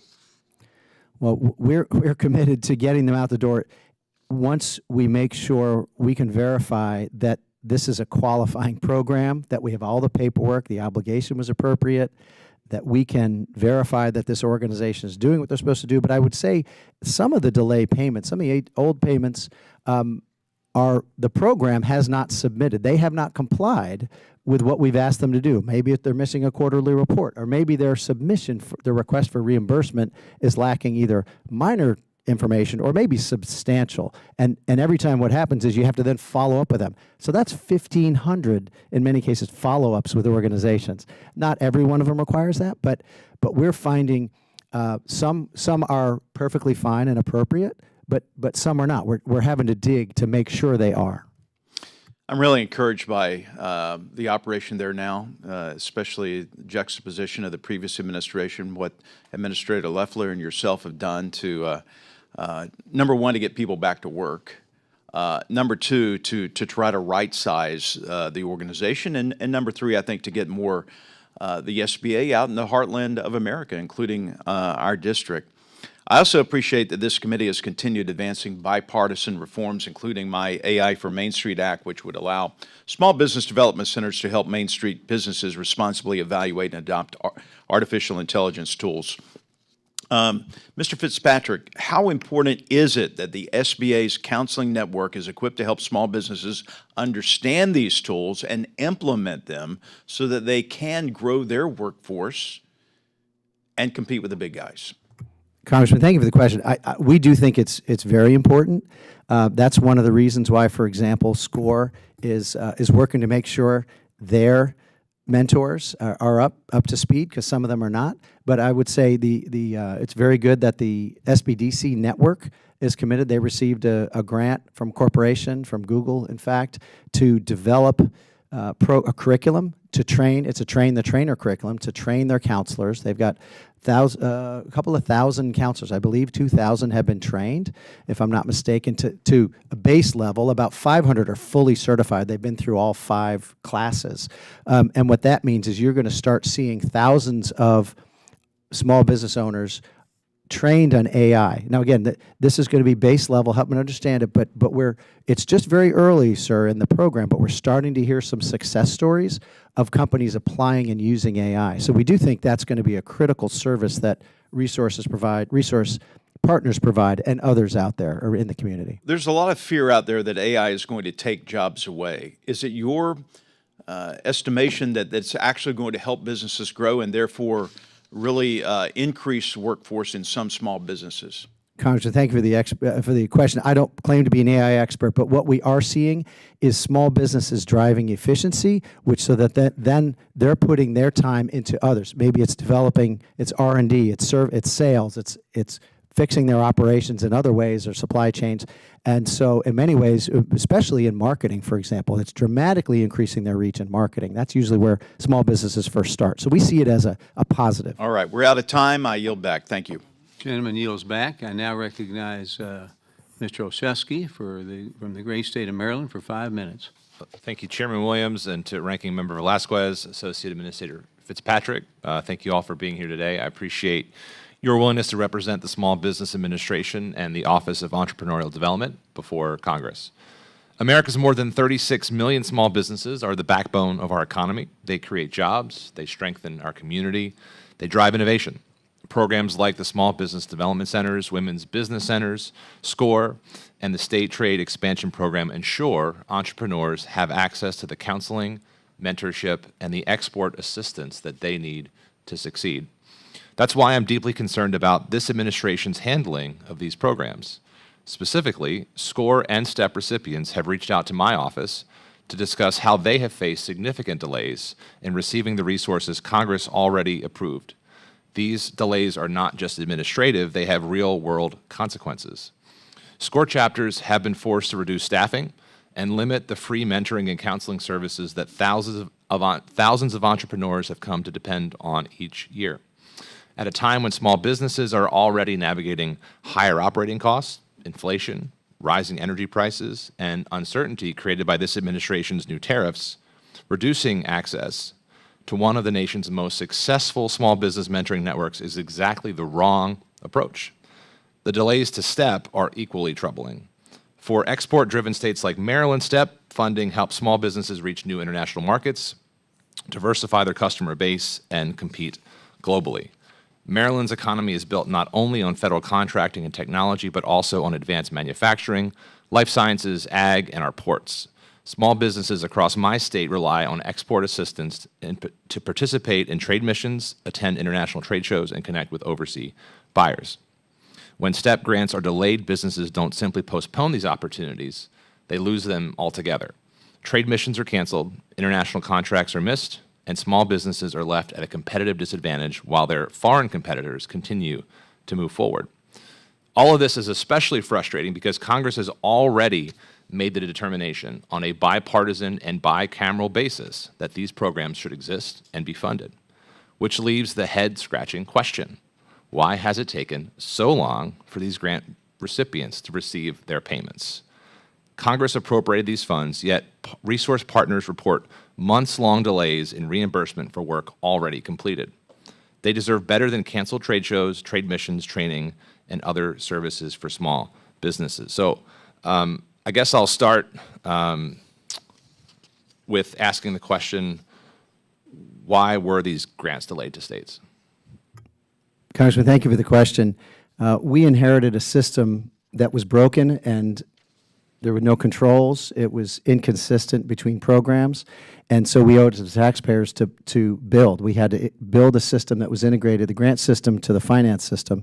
And as we've said before, as Secretary Besson said, it's better to prevent fraud, waste, fraud, and abuse than try to claw funds back. But we are working very fast to get the funds out. And I would say we just in the last weeks, we actually obligated about $8 million to STEP. And so these programs are coming back on. We didn't want to make a pause. This was necessary. We appreciate there's impact. We know there's impact. But we're working very hard and very fast to resume obligations and payments. Well, if fraud was such a concern, do you have documentation of where that was eligible, what those system changes were? Is there public reporting of that? Because in this role, I've yet to see anything shared with this committee or with me about what systems were of concern, what fraud concerns might be out there.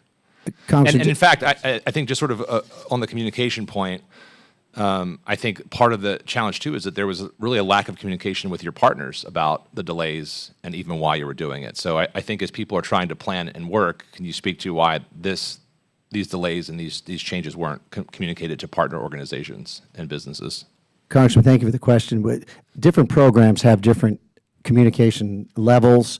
We have, for example, every 2 weeks, we've got, or every month, actually, the SBDC program has a call with the network directors. Every other week, we have a call with the association, the board. Women's business centers have office hours weekly. So we're communicating with these organizations.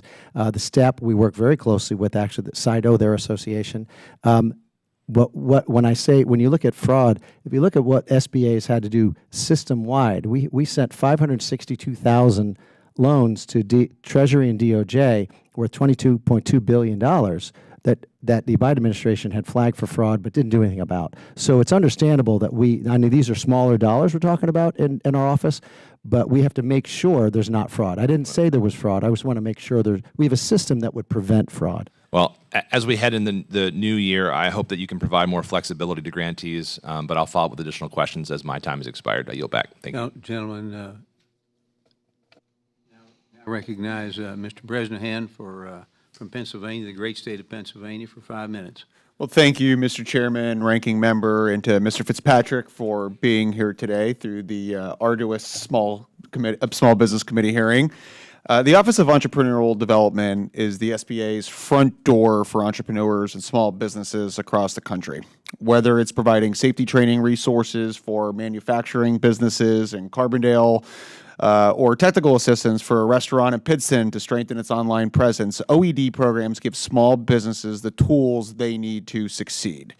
I've met with many business owners in northeastern Pennsylvania who rely on the small business development centers at Wilkes University and my alma mater, the University of Scranton.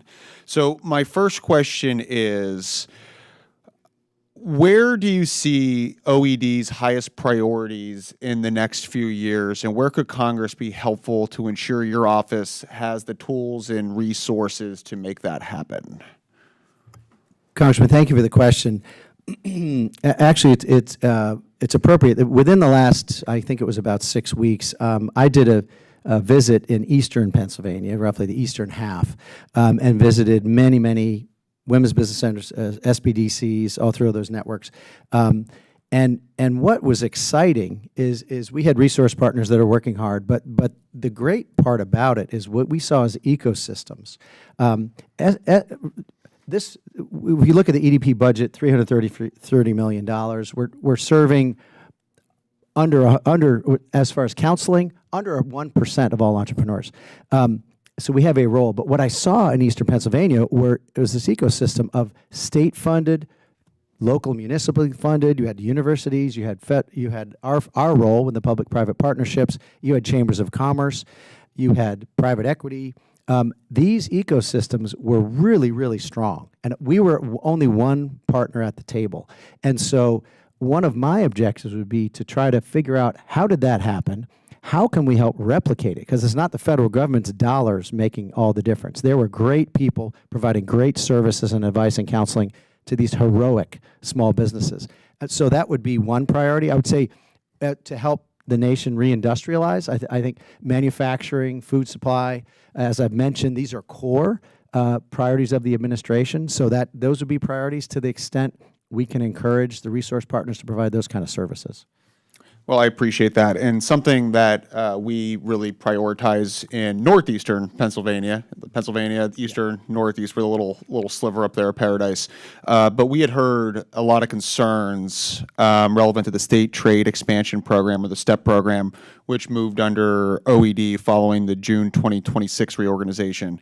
Can you provide an update on the STEP following that transition, and do you believe OED has personnel and resources needed to administer the STEP alongside its existing responsibilities? Congressman, thank you for the question. Yes, we do. And yes, as I've said, what we're trying to do is have like functions work together. So our program managers who are working on SBDC program, for example, can bring their insights and their tools and techniques and their ideas to the STEP team who's sitting right next door, and we're in similar meetings. We've already seen that, for example. The SCORE program benefited from that. It was really not up to the same standard. It wasn't our team. The prior Biden administration didn't hold them to the same standard, but our SBDC team helped them get up to the standard. And so we'll do the same with the STEP program. I know there was a period of backlog, or where the program was essentially on a small hiatus. Is there anything that Congress or this committee could be doing to prevent future backlogs or log jams in the administration of those programs? I mean, these are programs that our small business community and entrepreneurs really depend on. So I want to make sure that we're doing every single thing within our power to provide you the resources to make sure those kinds of frustrations don't happen again. Congressman, thank you for the question.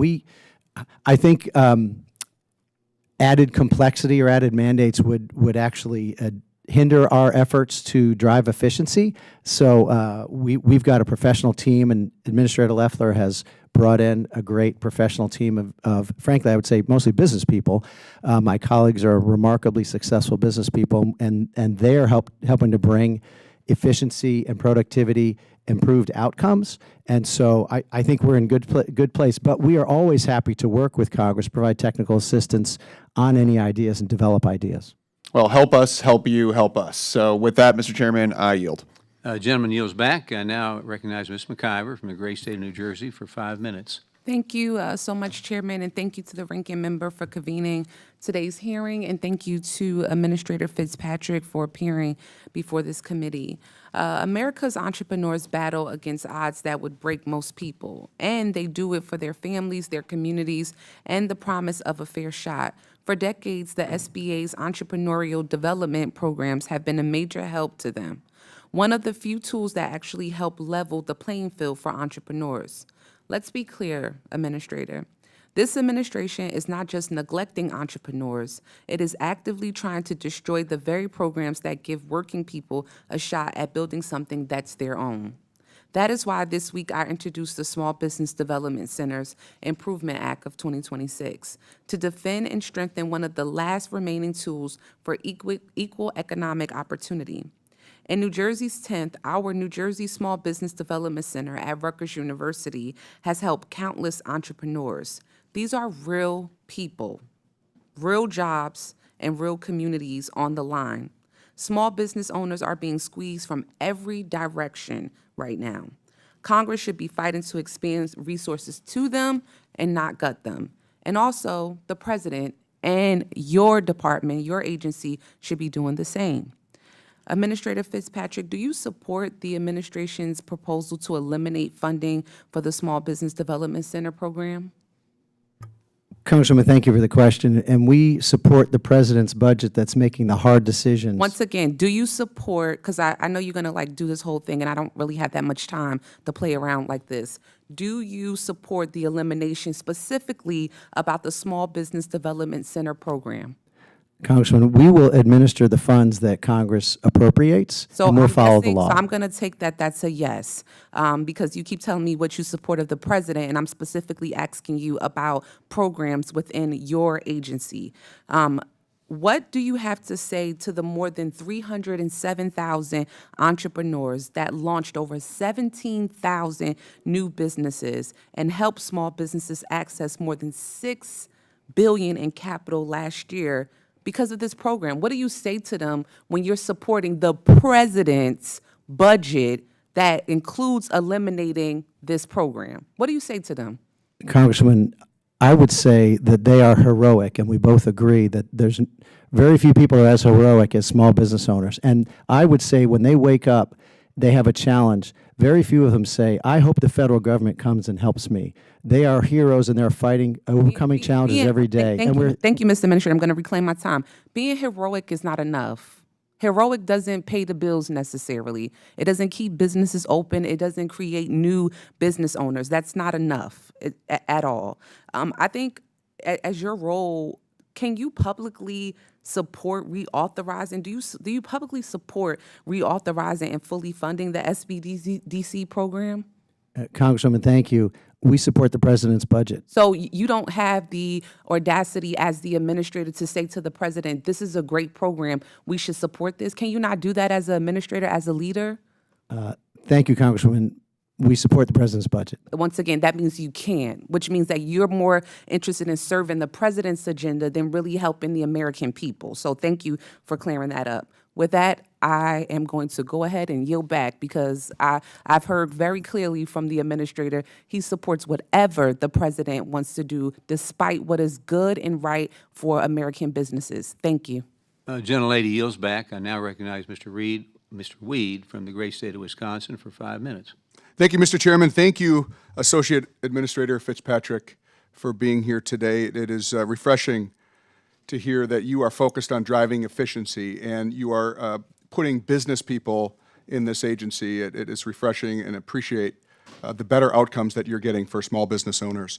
As you mentioned, SBA conducted a reconciliation of grant payments and found the backlog of approximately $340 million in unpaid grants that were inherited from the Biden administration. We've observed similar issue at the Department of Transportation, where there was over 3,200 unobligated grants announced by the Biden administration. We've been able to chip away at that. The Department of Transportation has been able to chip away at that backlog over the last year and a half. Administrator Loeffler even pointed to a $4 million grant during the Biden administration that was given to the Chinese Mutual Aid Association. How does this happen? And, sir, what are you doing to ensure that this doesn't happen in the future? Congressman, thank you for the question. And these are the kind, when we have massive programs, these are the kinds of things that can happen. And we're trying to root it out. And what that was actually $4 million going to the Illinois SBDC. And Illinois, like Minnesota, is one of the state-hosted SBDCs. And as we were evaluating Illinois, which we had concerns about the state, obviously we had found the Binational Institute of Human Development, we came across this Chinese Mutual Aid Association, which is clearly violating the terms. I don't have with me the exact amount that they were getting of the $4 million, but for example, they were saying they could serve anybody in all 50 states. That's a violation of their agreement. They were saying that they were the only Asian-led SBDC. That's a violation. That's a violation of the executive orders. And so this is a part of the challenge with these programs. We do have a lead center, service center model within the SBDC program. And so we do approve the overall budget that the that the host puts in, the lead center, and we see the budgets.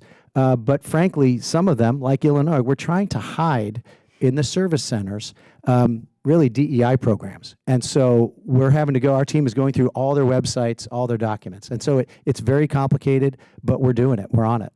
Well, thank you for that great work. It's obviously easier to prevent these types of issues than it is to go in and try to fix the bad policies of the Biden administration. And so thank you again for your efforts. Why was it determined, and maybe this is part of what you're doing to correct all of these problems from the Biden administration, that grant managers should move from the OED to the Office of Chief Financial Chair? Is that going to be helpful? Yes, Congressman, thank you for the question. Yes, the grants managers are the people with the warrants. They actually, they sign on the line for how much money that is approved.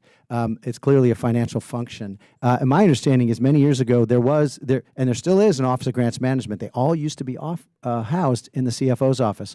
But because that was not efficiently run, individual program offices were allowed to hire their own grant managers. So really all we're doing is bringing it back to where it was.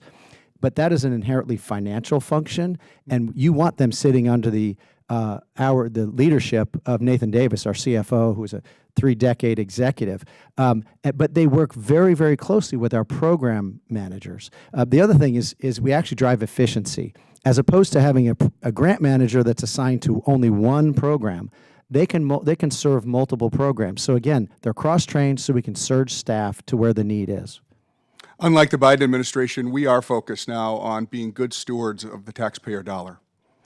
Sir, what can we do as a committee to maximize the impact of every taxpayer dollar given to the OED? Congressman, thank you. When it comes to, we're happy to provide technical assistance.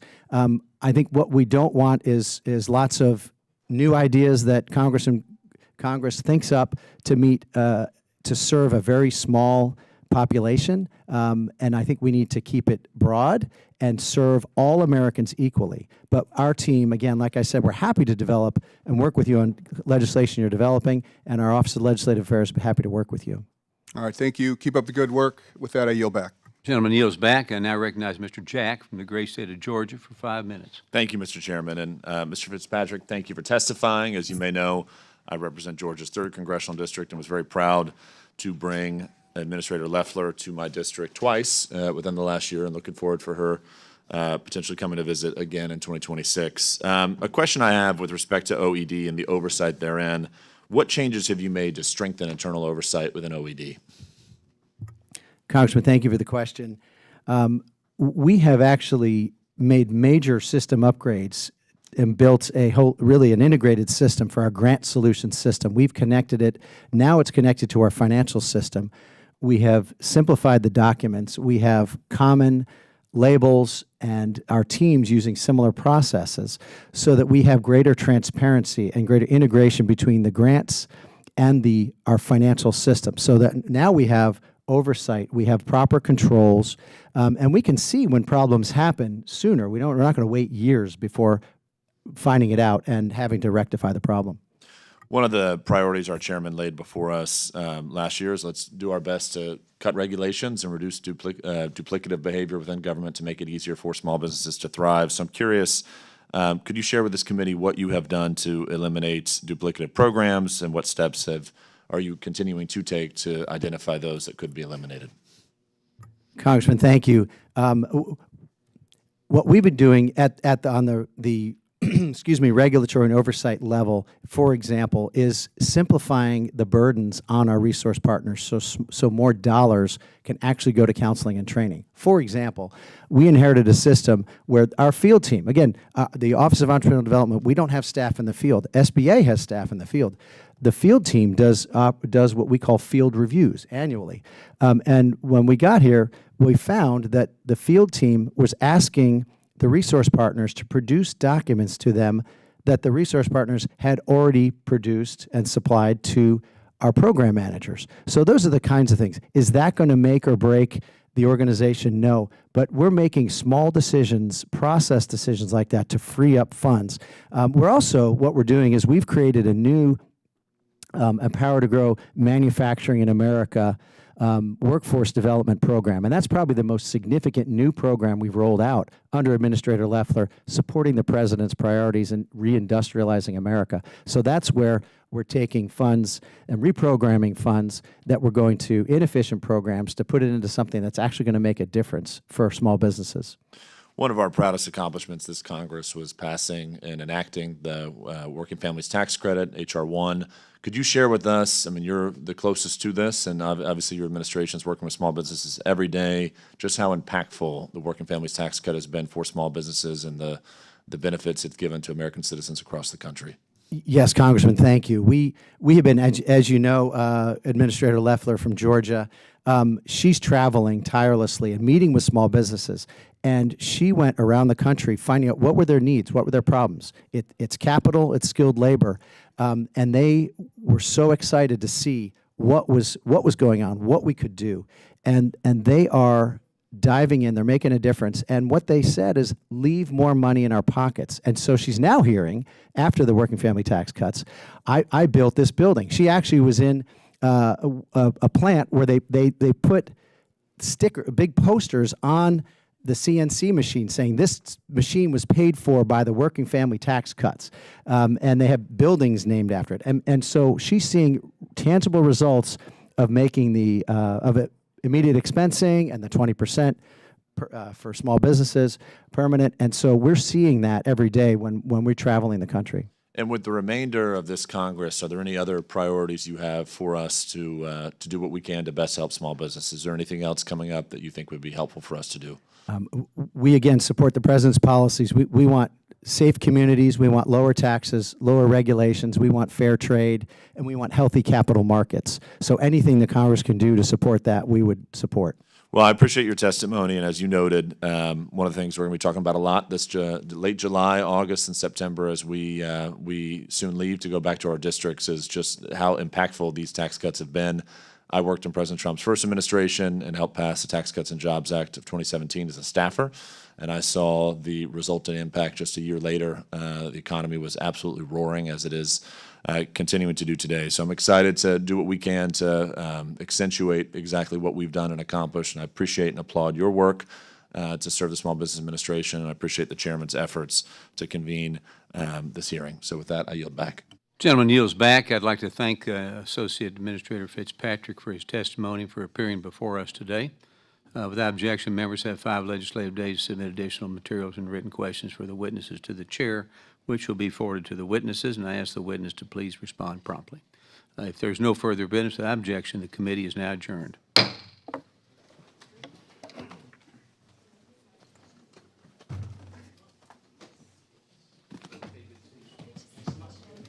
Thank you so much, by the way. Of course, no problem. It's on the front desk. Thank you. Hopefully it didn't You're the best. No, I